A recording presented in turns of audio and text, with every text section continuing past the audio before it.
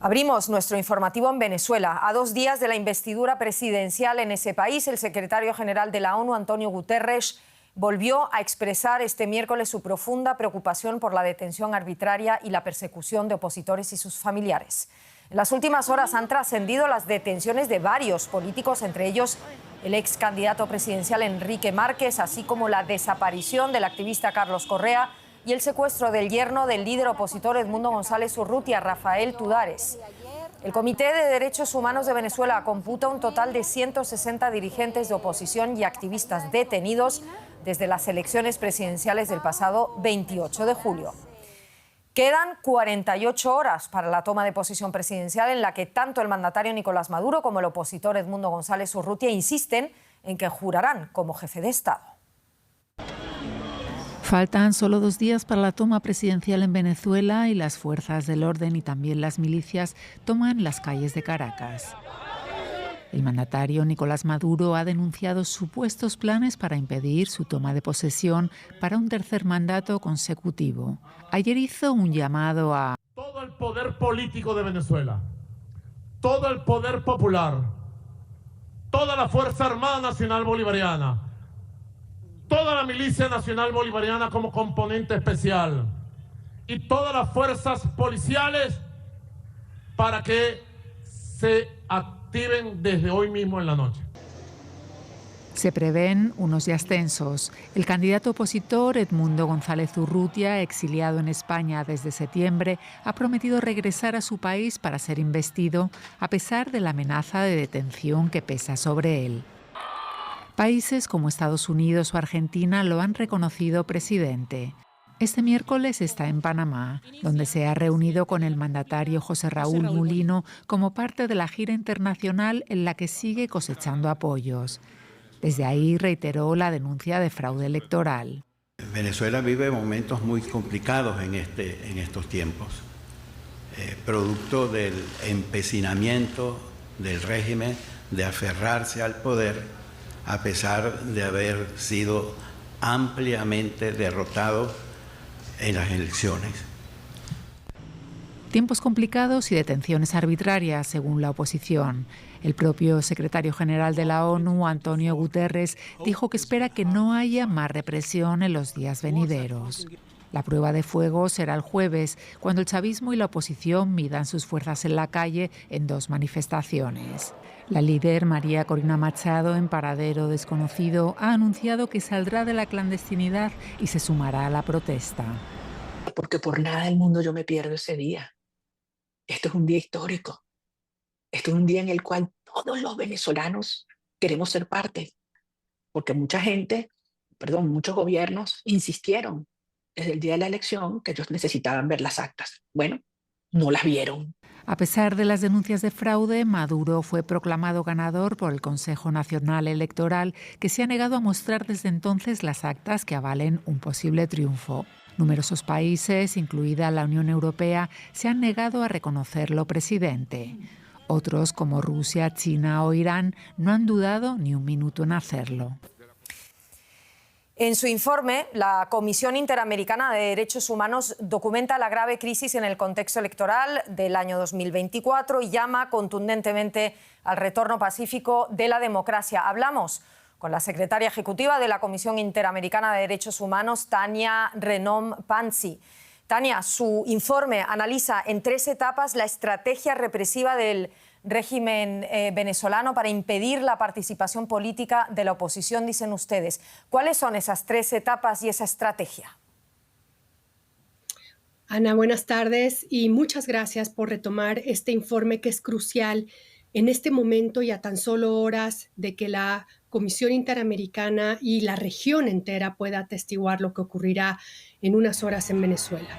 El informe destaca violaciones a los derechos humanos y a las prácticas represivas que se han venido dando como consecuencia directa de la cooptación de las distintas instituciones del Estado.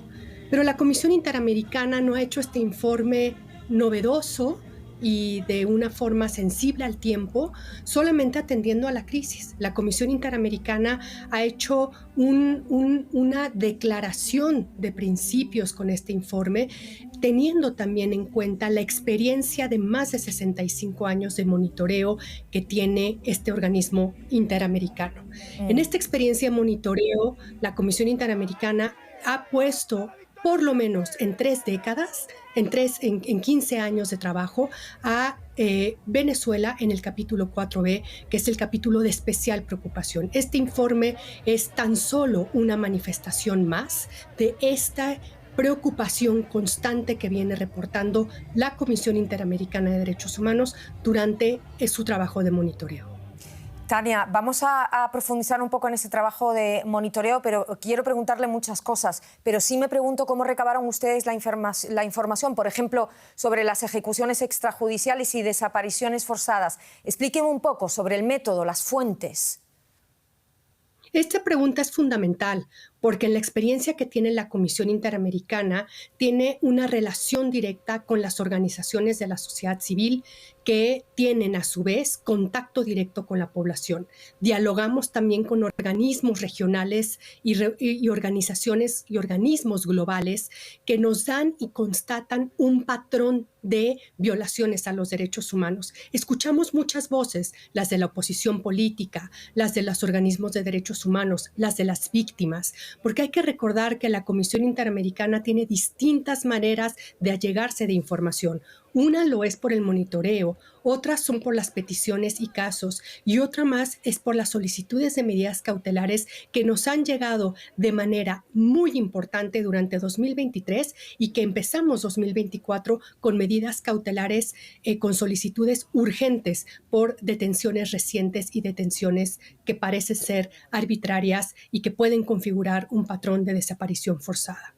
Tania, hablando de detenciones, ¿qué saben ustedes sobre esas últimas detenciones del yerno de Edmundo González Urrutia, por ejemplo, de activistas, de un ex candidato presidencial, Enrique Márquez, y de más de una decena de supuestos mercenarios extranjeros, para seguir esa retórica que comentaba Diosdado Cabello? Desde el Ministerio de Exteriores alemán nos decían hoy que no tienen constancia de detenciones de ciudadanos alemanes desde julio de 2024. Comento lo de los ciudadanos alemanes porque dentro de esos mercenarios extranjeros de más de 120 personas había alemanes, americanos, ingleses. ¿Qué saben ustedes? Respecto a las personas mercenarias, tenemos la misma información que está saliendo en las redes y en las fuentes abiertas. Sin embargo, estamos muy pendientes de la detención reciente, apenas anoche, del señor Carlos Correa, activista de derechos humanos, director ejecutivo de una de las organizaciones de derechos humanos en temas de libertad de expresión en Venezuela.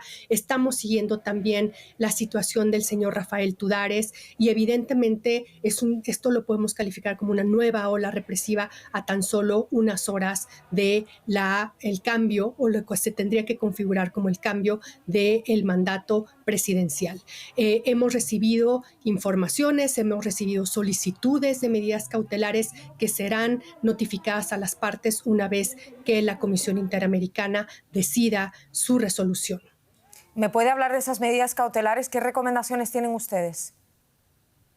Las medidas cautelares que hemos emitido en distintos casos y que seguramente emitiremos en las próximas horas están relacionadas con, por favor, o solicitarle al Estado de respetar el debido proceso, en algunos casos dar información sobre el paradero de las personas, dar información sobre su integridad física, su integridad personal, porque también vemos que hay una importante, y así lo documenta este informe, una ola importante de violaciones a los derechos a la libertad personal, a la persecución política, un patrón de tortura, uso arbitrario de la fuerza, amenazas a la inviolabilidad diplomática. Y estas medidas cautelares dialogan con ese contexto que hemos estado monitoreando desde el 28 de julio y al dialogar hacen recomendaciones directas a las personas que están en una situación de detención arbitraria o de desaparición forzada.